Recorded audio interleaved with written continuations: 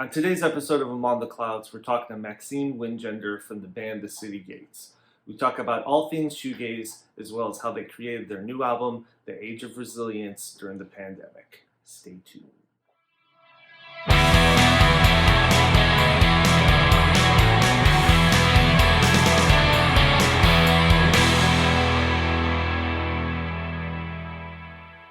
Hey Max, thanks for joining me.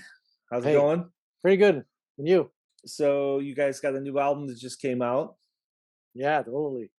How's that going so far? Yeah, it's going pretty well. So yeah, the album's called Age of Resilience. It's been out for like a week for now, as now. Hmm. So yeah, the reception from the people and the press media is pretty amazing. So we're pretty glad about that album. And we're working hard. It's been like 2 years that we work on that album, and Hmm. we work, with the pandemics. It was Right. pretty hard to to get all together, so we did it kind of another way. We choose like some jam, some rehearsal that we recorded like 2 years ago, and we Right. just took the best part of them, and we decided to make full songs about it.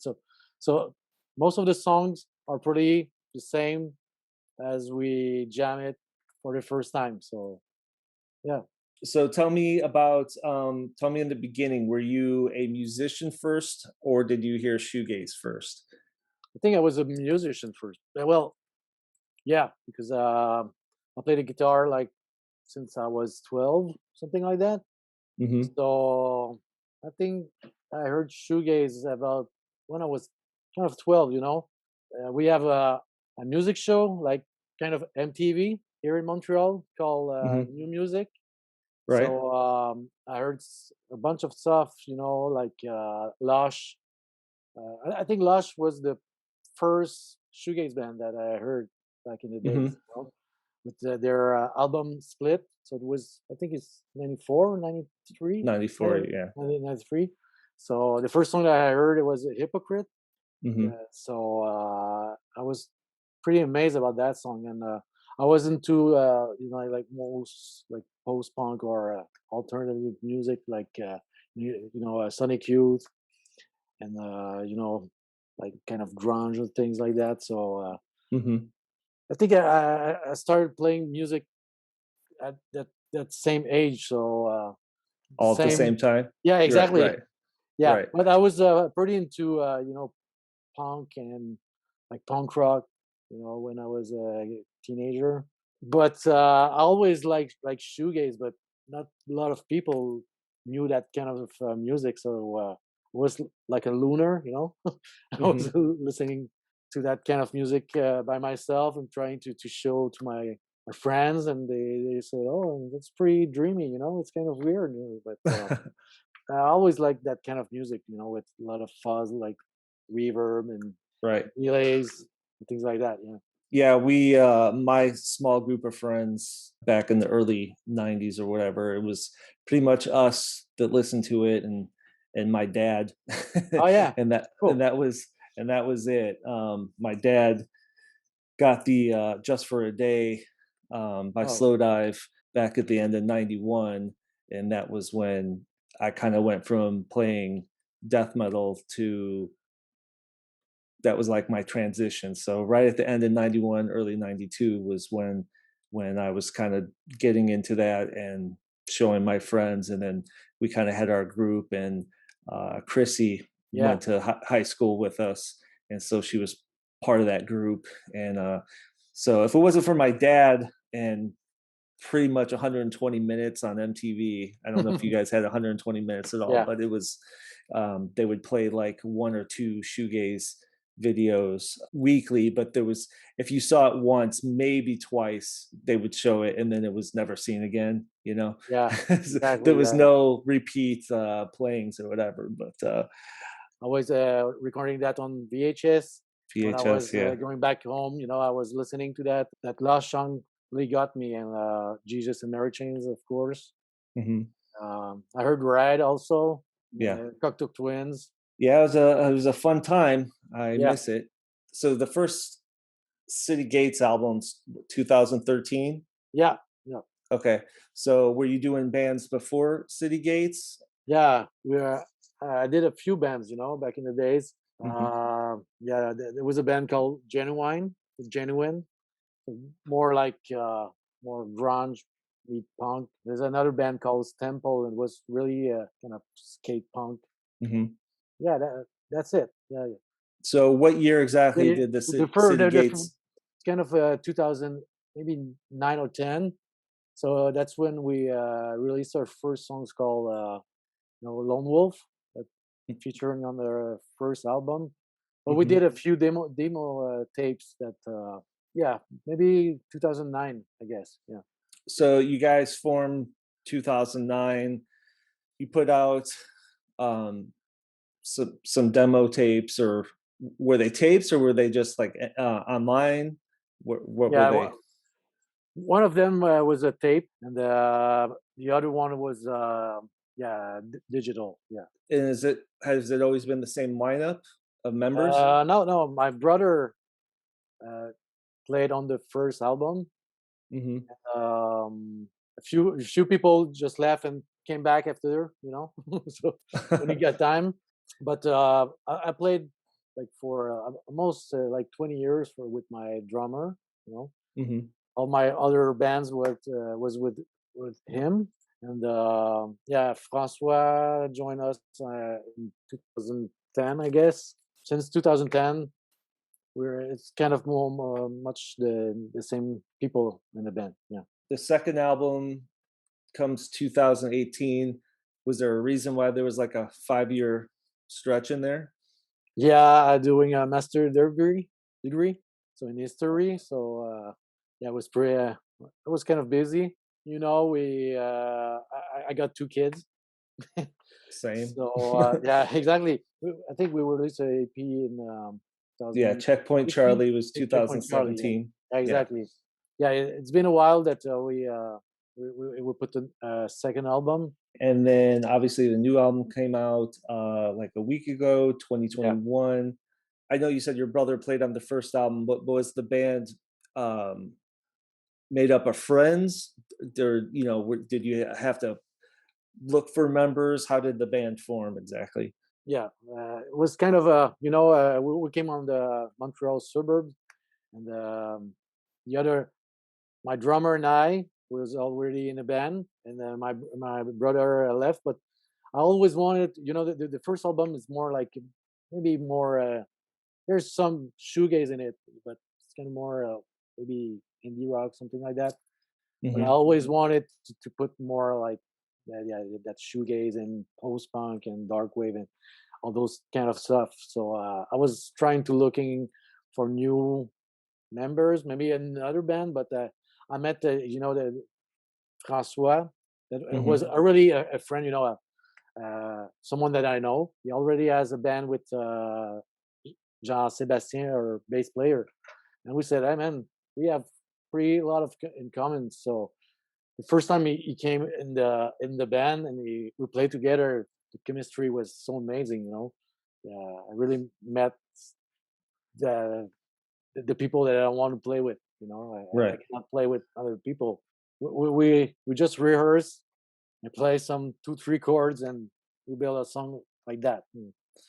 So That's the songwriting process, yeah, it mostly takes place in rehearsal.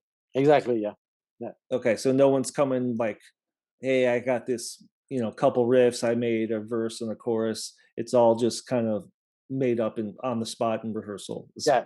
It happens sometimes, but most of them we did it full band. Right. So we got lucky because we had enough material for third album just before the pandemic just come. Hmm. So Right. so we got lucky with that. Well, I mean, that's good because a lot of the people I'm talking to, and including myself, it's more of we got more time to write because of the pandemic. But in your situation, you're lucky that you had that bulk of the material before to kind of draw upon. So, as somebody who's released 3 albums and the EP and singles, and in the genre, how do you feel you are you comfortable where you guys are? Are you trying to always evolve your sound?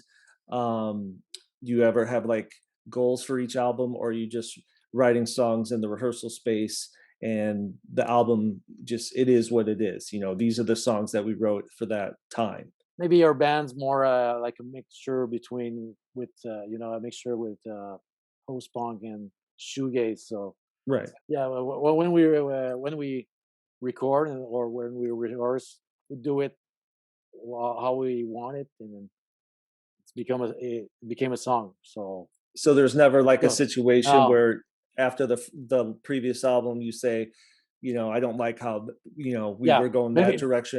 yeah, maybe the first album, yeah. We went to a big studio in Montreal Hmm.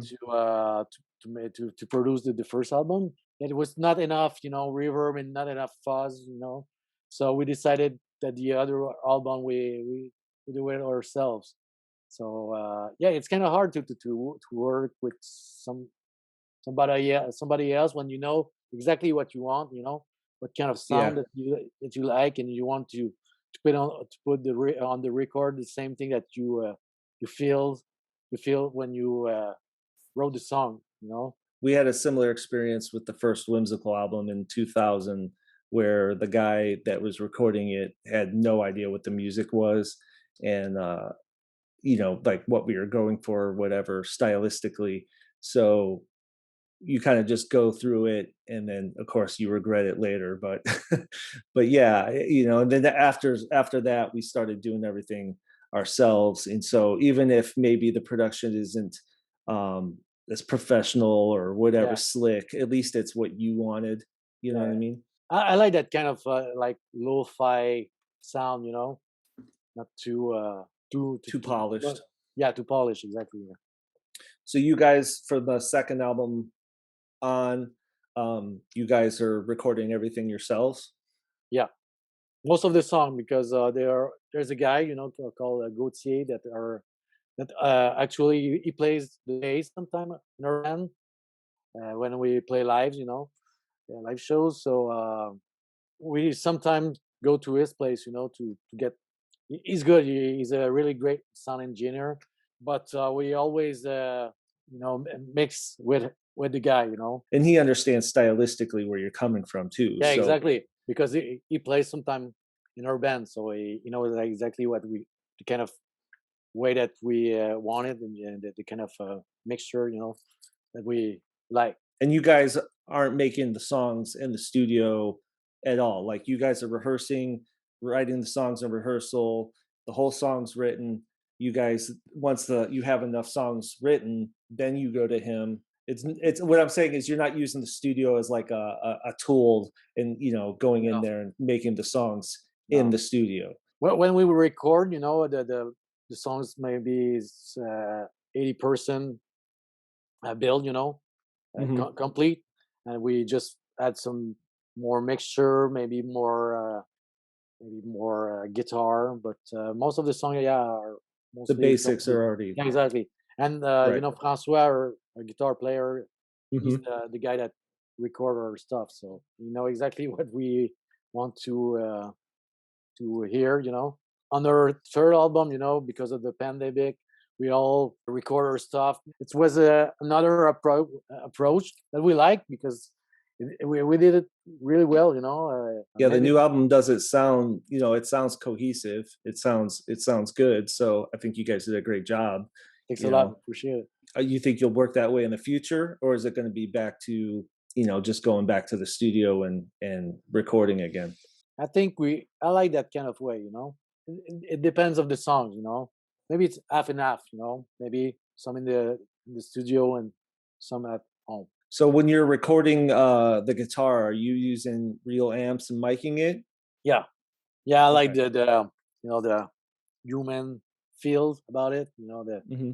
our album, we wanted to make it sound like the way that we Right. build the song. When You know, with the same pedals, the same amp, maybe some more layers after that. You know. especially the last 5 6 years, there's been a lot of music gear that's been coming out that's the manufacturers are aware of what shoegaze and dream pop is, and they're kind of making products that are s- with us in mind, as opposed to 30 years ago, you just had Boss pedals and, Yeah. a delay was a delay, but now you have all these boutique pedals that are coming out and stuff. Is that something you keep up on? Do you follow that at all? Or do you guys kind of have your setup that you've had for a while and you just use it? I mean, are you constantly updating gear? Yeah, I'm a Um, gear slut, you know. okay. We bought a lot of gears, you know. I think I have like maybe 6 amp, 6 guitar amp, and maybe a lot of guitars, a lot of pedals as well. I have like 10 fuzz at home, you know, 10 fuzz pedal at home. Yeah, I mean, I keep up on it and but I can't afford a lot of it. Yes, So I have a little bit or whatever, but I'm constantly selling gear to buy different gear. yeah, So exactly. but it's fun. I just wish I had more money to keep up on it. Are you using tube amplifiers or solid state? What are you using? I use Bandmaster 1966 Bandmaster, and I have a Jazz Chorus 120 as Hmm. well, and a Vox. So It's kind of mixture then. yeah, yeah, yeah. So when you guys are writing the songs and putting them together in the rehearsal room, do you guys tend to use like a basic pop song structure, first chorus, verse chorus, some sort of middle, verse chorus ending, or is it just you let the song kind of dictate what it is? And Exactly, yeah. We most of our song doesn't have the chorus, so it's more like maybe a verse to kind of bridge, and that's it. You know, we just go with the flow. You know, we right, just play and play and play. you just let the song kind of dictate where it's going to go and Yeah, whatever exactly. feels right. Yeah, Technology's really made it so we could do this. I mean, Chrissy and I are half across the country, yeah, so thank God for Dropbox and trading files and you know what I exactly. mean? Yeah, So when you guys are tracking guitars, I know you're using the microphones and the real amps and everything. Are you putting all your effects and through the mics, recording it from the amps, or are you guys putting it into Logic and then using a bunch of plugins? A combination of both. How are you guys doing that? yeah. It's a combination of both, but we record with our pedals when we record. That's the way we did it. We do it. You know, just a dry signal and a full signal with all the pedals. Right. So you get to kind of tailor the sound and add more to the dry signal if need be. So Exactly. yeah. Yeah. Is there any gear that you think is vital to your sound? Meaning, is there like a distortion, a fuzz, or a certain guitar, or something that you've had for years that you think, you know, this is my sound, or do you feel like you're changing it up constantly from album to album, and you no matter what you're using, you still get your sound out of it? I've got a lot of guitars, but I think my Gretsch Tennessee Rose is kind of my sound. You know, my guitar sound. I can do anything with that. You know, that's my guitar that I use like maybe 80% of the time. Hmm. And for the pedals, I think I have it's a Delay Lab from Vox. There's some like space echo, kind of weird. Hmm. That sounds really slow divist, maybe. Are you using the Gretsch when you guys record? Are you using that as like a main rhythm guitar and then using different guitar for overdubs to kind of get a slightly different sound for cutting through the mix? Is that kind of, or Yeah, what's your technique? we have too many tracks. You know, with no Logic and Pro Tools, we can do so many tracks. You know, Sure. sometimes we have like 80 tracks for just one song, 60 tracks. You know, so yeah, we use like 2, 3 guitars, different guitars to add some texture on it. You know. Are you guys using just standard E tuning, or do you guys use alternate tunings at all? Yeah, so some of the songs open D, you know, like Okay. Neil Young. Okay. So yeah, we use a different tuning for a few songs. Yeah, got pretty influenced by Sonic Youth and all that kind Right. of Right. stuff. So yeah, About the most adventurous I get is using a capo. yeah, which I had never done until a couple years ago. And I think since Whimsical's reformed, I think I've probably written 4 or 5 songs using the capo. Yeah, there's Anyway, a song on our first album called "Collapse." The song title of the album. We use a drill, you know, drill. mhm. We put some two picks on it. We just go on like that on the chords. Yeah, it was fun to do. Yeah, it was. So now that the album is out and the pandemic's kind of hopefully winding down, are you guys having plans to, play again? Have you guys even rehearsed at all in person? Yeah, we rehearsed like 3 times for some streaming live shows. Did Okay. one for the Dream Gaze Festival with Right. BPFM, but I was alone by myself. It's not the same that when you play alone in your Sure. basement. And we've got another one coming out on July. And yeah, we rehearse like we're playing live shows again. Just before the pandemic, we were supposed to go on a West Coast tour. To play in California, in Portland, Seattle, in Vancouver. So, Mhm. but the pandemic just shut It ruined down a lot of that tour. things. Yeah, we were pretty sad about that. Yeah. So we want to make that tour again. When when we'll be able to go on stay in the states. Again. And Mhm. yeah, we have some live shows coming out real soon. So yeah, we have a show coming out for kind of a album release party. What's the scene like in Montreal? I mean, are you guys playing all the time there, or were you playing all the time there? In Montreal, yeah, the shoegaze scene is not that big. We've got us good bands. The Bursnard Lake, from are from Montreal, and we have You Do Right, and kind of there's a few bands. No Joy, come from Mhm. Montreal as well. We preferred, yeah, back in the days, maybe in the 2005 and things like that. We play like every month, every 2 months, but now we we prefer to do better shows. Right. You're being selective and playing, Yeah, bigger things that are, yeah, yeah, I get it. depends. So if you had to pick a song, not necessarily your favorite shoegaze song, but a song that you wanted to show somebody who's never heard the genre for, ever, um, saying, "Hey, you should check out this song." Um, what would it be and why? And then also, what is your favorite song that you've done and why? I think I will pick, Souvlaki Space Station from Slowdive. It was Mhm. the first time that I heard that on my headphone. It's goosebump, like for the first second that I heard the song. Was what the hell is that sound? It's Right. like ping pong thing. And Right. so many great delays in that. After that, I watched I think it was the Pitchfork documentary. Documentary. Yeah. Yeah, and where you can see the band, yeah, just scroll on Right. the mixing board.